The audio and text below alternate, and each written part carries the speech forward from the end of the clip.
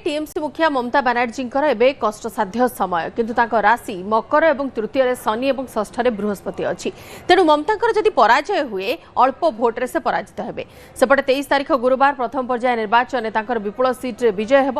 आउ 29 तारिख बुधवार निर्वाचन हार ममता बेस बाधक साजिब।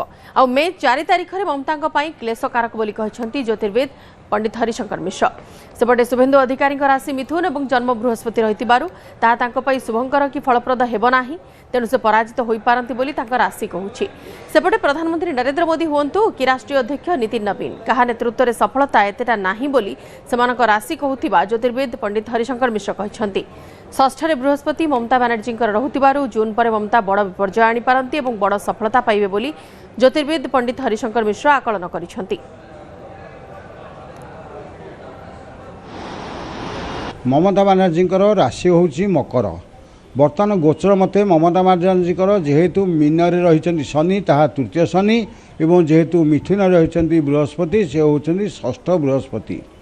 जेहेतु तृतीय शनि शुभ सेहेतु ममता बानार्जी अनेक संख्यालघु भोट सहित अनेक गरीब आर्थिक दुर्बल श्रेणी गरीब लोकंकर निश्चित भाव में अनुकंपा पाइबे।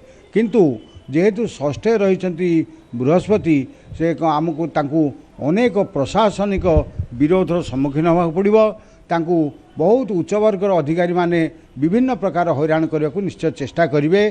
किंतु आमर गत 23/4/2026 तारीख न जो भोट होईची से जेहेतु ममता बानार्जी से दिन बहुत भल थिला से जो स्थान मानक भोट होईची से समस्त स्थान अर्धाधिक संख्यार निश्चित भाव में ममता बानार्जी तृणमूल कांग्रेस जयलाभ करिबो।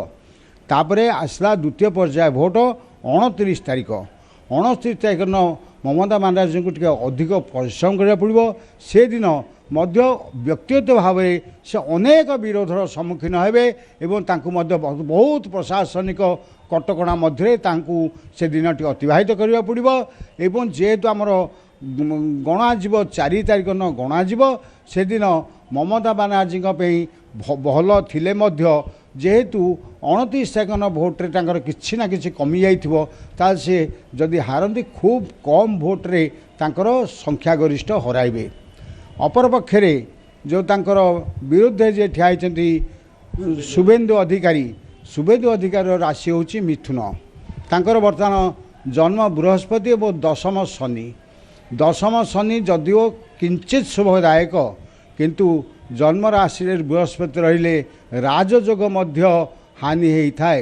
तेणु शुभेन्दु अधिकारी निजे निर्वाचन जिणिमे कि हारे बर्तमान सेटा देखा बाकी रहा। कारण आमर अच्छी जन्म राशु श्राचार्य राम राजा वनंगत। तेणु आमर शुभेन्दु अधिकारी जेहेतु बर्तमान राजयोग आशा नाही ताले तांकर मध्य निर्वाचन जिणिमा एक विराट प्रश्नवाची सृष्टि करुछि।